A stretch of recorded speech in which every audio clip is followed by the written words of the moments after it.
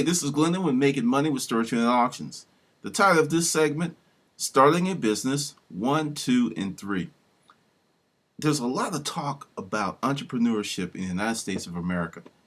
And, I decided to do something a little different. I got this book, which is pretty good so far, The Illusions of Entrepreneurship. I'm about halfway through it, and it outlines some of the reasons that my first 5 businesses were turkeys. It was just like, wow, because there's a lot of myths about entrepreneurship.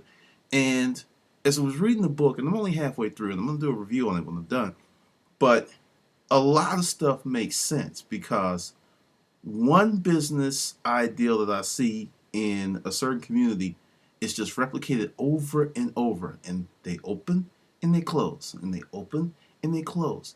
If you're going to start a business, you need to have a unique and compelling competitive advantage.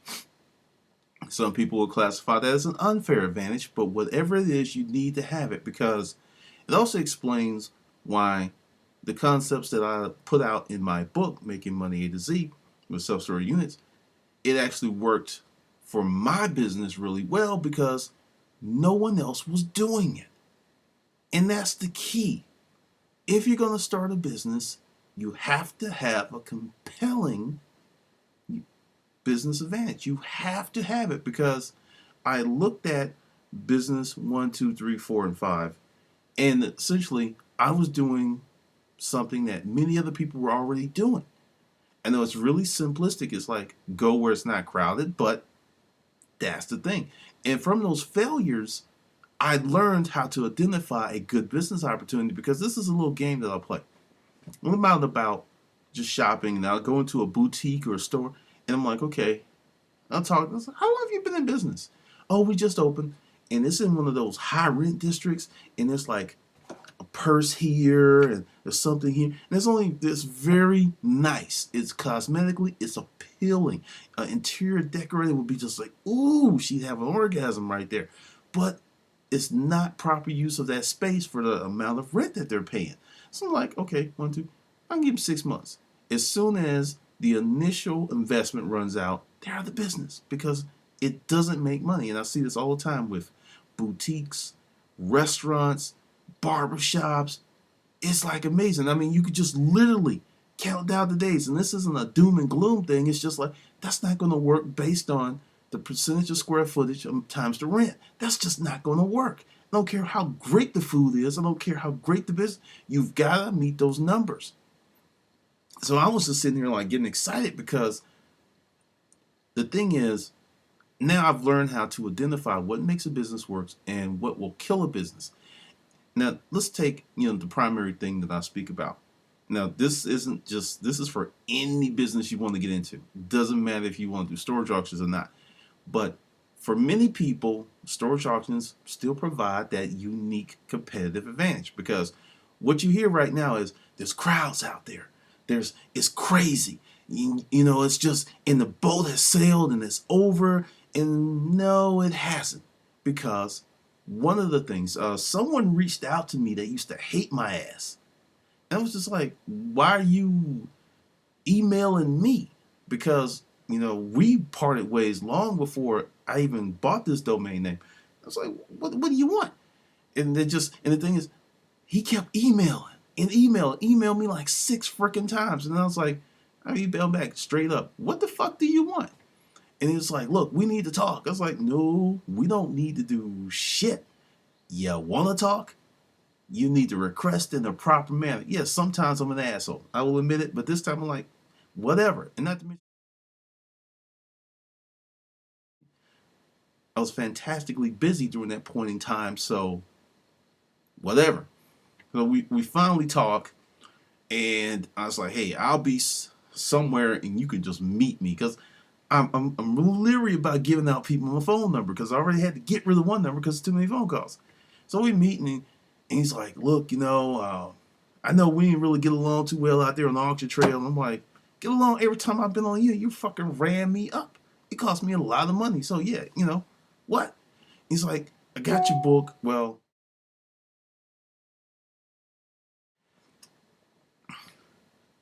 actually, The wife bought the book. I was like, your wife bought the book? She couldn't stand me either. So we're just sitting there talking, and here's somebody that had been in the game a long time and he's like, I'll just be honest with you. I wasn't doing 90% of the shit you were doing. I was like, duh. Winning. Yeah, bring that back. Except he's not winning since his ass got fired. But I was like, yeah, so yeah. I mean, how the fuck do you think I beat y'all? Because, I mean, seriously, y'all weren't innovative. He's like, yeah. And now, here's a person who couldn't stand me, and something happened. I don't know what happened, but they got the book and they started implementing that stuff because they weren't doing it. And I'm going to tell you, there's still a bunch of folks who are not using the methods in the books. They may be doing one thing, two things, but that's not what this video is about. The video is about having a unique competitive advantage. Something that you do better and can improve on tremendously or reduce costs. You have to have it to make your business successful. It is unavoidable because, I will tell you about the first successful, in my terms of successful, because, successful to me is not just paying the bills. Yeah, your door's open. Yeah, you're paying the bills and you're bringing a little money home. That's, to me, is a introductory period that most businesses have to go through. You get to that point and it stabilizes, then you start working your business. Well, it was the contract office furniture business. I was in a boutique firm, and essentially one day it occurred to me that this customer who put a check for $150,000 in my hand, which was a deposit, only knew that I had a cell phone, a car, and a business card. Never came to our office. And I was like, I could do this. And our firm did not want to deal with a certain type of target. If you weren't having X amount of offices, or you were like, leave that alone, because it's just not worth it in the long run, because you're going to spend more energy servicing that small account and it's just not profitable. Well, it wasn't profitable for the firm, but for a single shingle entrepreneur, it was profitable as hell. So I just went back and started picking up that stuff, and it was like one desk or two desks or just two or three chairs. It was none of this huge stuff like 1,000 chairs. It was none of that. But for me, being like a ranger or a ninja, get in and get out, and I had to set up some perimeters, and it was real successful because I identified that niche and was able to service it. And I also was able to get out before the crash, because it went from being a glory business to, I don't know, so everyone I know that's still in it, it's not the same. It's just not the same. But that's the thing you have to understand. So when you're building, your storage auction business, or, I'll give you one. One of the things that I did in the beginning was delivery until I figured out a better way, because no one else was doing the deliveries. It's like when you do something that no one else is doing, you're going to be successful even if you screw it up, because no one else is doing it.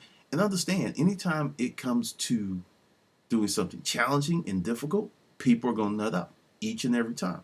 And then there's this course by Earl Nightingale, Lead the Field. I strongly encourage you to buy it, go on Amazon, get the audio disc so you can just put them in your CD player and roll and listen, because he talks about all of this stuff. And it was just like, if I had the proper education from the beginning, oh my God. But I got it later on. But that's the deal. If you're going to do a business during the, we'll give you the 1, 2, 3. Number one, forget about business organization. And every book you're going to read is going to be like, oh yeah, you got to get the LLC. No, you don't. The first and most important thing you need to do is to make sure that your business is viable. How do you do that?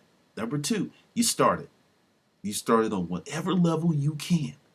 If you want to have, get it to a $10 million business, it still has to start somewhere. Forget venture capital and angels.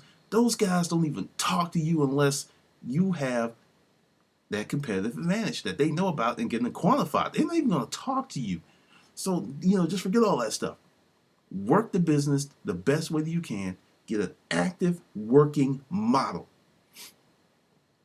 And the thing is, you're going to see if it's going to make money or not really shortly, because it takes years to refine your business, but you should be able to say, all right, this is making money, and if I want to grow it, I'm going to put X amount of dollars into it because it's making money.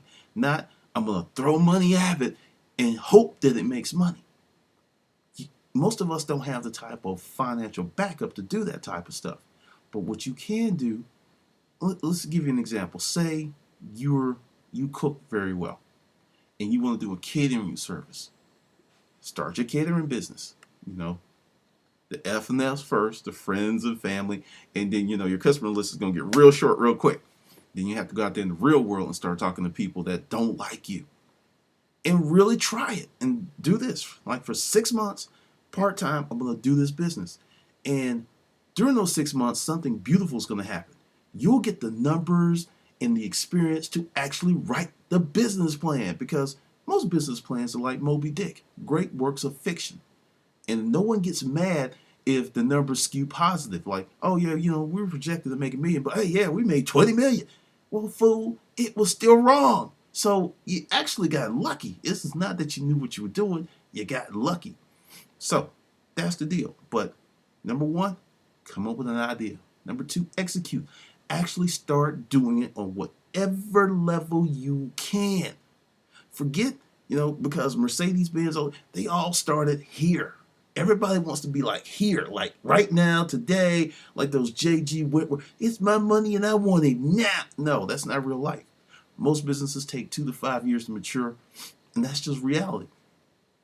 But if you take those first 2 years and you do it part-time and you work out all the kinks, because whatever problems you're going to have on a large scale, they're going to pop up on a small scale pretty quick too. If it's customer distribution, if it's sales, if it's marketing, whatever problem you're going to have, and it's better to do it in that safe environment of a part-time business while you work out the kinks, because some businesses, you're really not going to know what you're getting yourself into until you start. You could do a lot of research. You could do business plans, and you could talk to people. But until you actually started where you are with the resources you have, you're not going to know. You're not going to know. And the third thing, have some faith and courage. If it's going well, you've got the money, understand, go for it. But take your time in terms of the business developmental. What I'm saying is, don't be afraid to start the business, but realize that if, I'm going to give you a great analogy. You've been sitting on the couch for 12 years. Now you're about to go out and try to run sprints against the Jamaican dude, who does the lightning bolt thing. I can't think of his name right now. Osalt.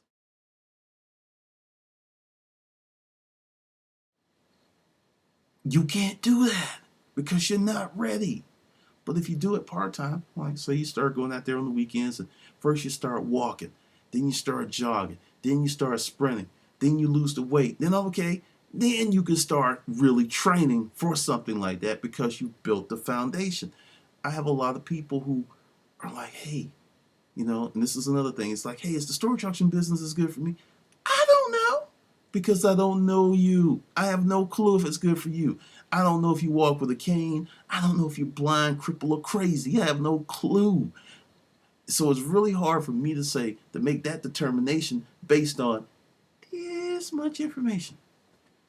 Can't do it. So, like I said, you got to do the work. But that's the deal. If you want to start a business, you can. If you don't have the skills, you can develop them. It's just about having a plan and knowing that, hey, this is point A and this is point B. And just work where you are with what you have, because entrepreneurship is a great thing. Is it for everyone? No. There's some people, best thing in life is just to have a job, because it's just not their thing. It is not, because it's going to be hard. It's going to be challenging. It's going to be crazy. People are going to talk about you, because that's the thing. When you're a beginning entrepreneur, everyone's like, you're crazy, fool. But then you have some success. What's up, buddy? How you doing? What's going on, man? Same person that was like,